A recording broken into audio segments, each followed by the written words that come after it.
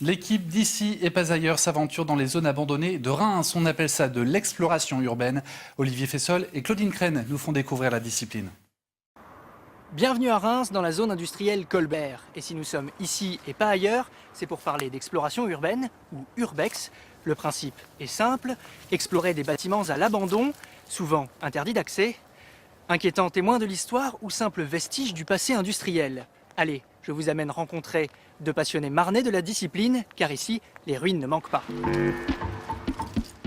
Sylvain Landry et Sébastien Lopin se connaissent depuis l'enfance.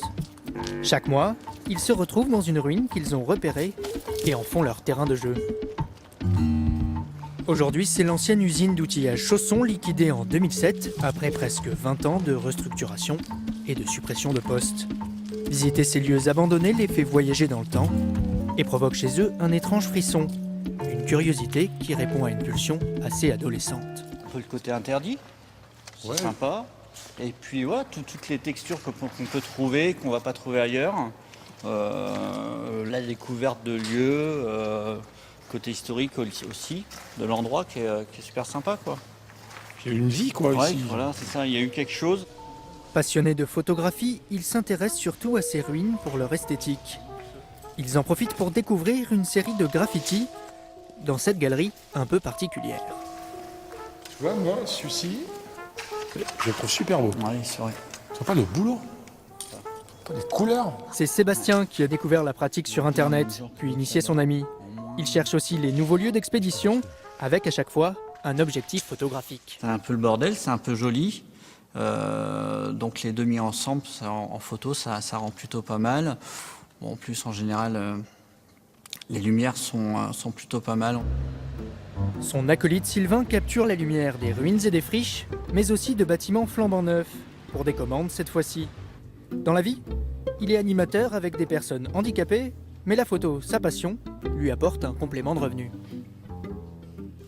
Je ne considère pas la photo forcément comme quelque chose qui me permettrait de vivre, en fait. Parce que j'ai toujours un peu de doute quand quelqu'un m'achète une photo, par exemple, ça me surprend toujours un peu. Ou quand on va me chercher pour me payer pour faire des photos, je suis un peu surpris. Donc j'ai du mal des fois à imaginer vivre avec ça, quoi. Ces expositions, ces commandes lui permettent d'acheter son matériel, de voyager et de poursuivre son exploration photographique. Je viens pas de la photo, moi je viens de la musique et du théâtre, parce que j'ai une formation de musicien et acteur. Et je trouve que la commande, c'est un peu comme un travail au théâtre où il faut faire une improvisation avec une contrainte. Et le voyage, c'est vraiment différent, quoi. Il y a la liberté et puis se laisser surprendre d'un côté, et puis la contrainte artistique de l'autre, je trouve. Ah, c'est énorme. Ce nouveau lieu d'expédition, une ancienne usine de farine fermée en 1972, Sébastien l'a eu par un ami.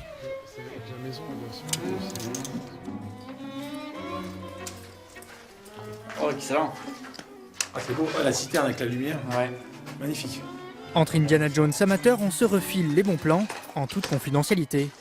Une fois les lieux investis, on dégaine les appareils. Les deux amis utilisent une technique particulière, la photo HDR, une marque de fabrique de l'exploration urbaine. Des photos en rafale, tantôt très sombres, tantôt très lumineuses. On mélange le tout pour créer une image ultra détaillée, aussi bien dans les ombres que dans les tons clairs. Et donc là, ce que vous êtes en train de faire, c'est totalement illégal. Oui, apparemment oui.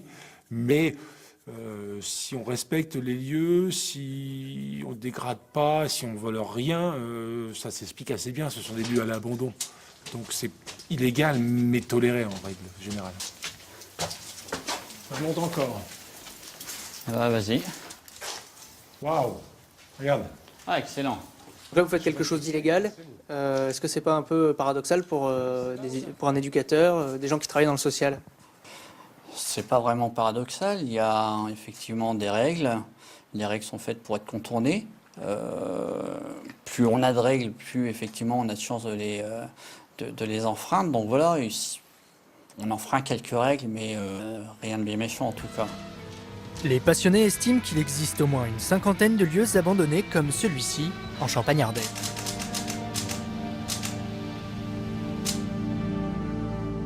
Notre exploration des vestiges de la Marne industrielle est terminée. On se retrouve bientôt, ailleurs, en Champagne-Ardenne.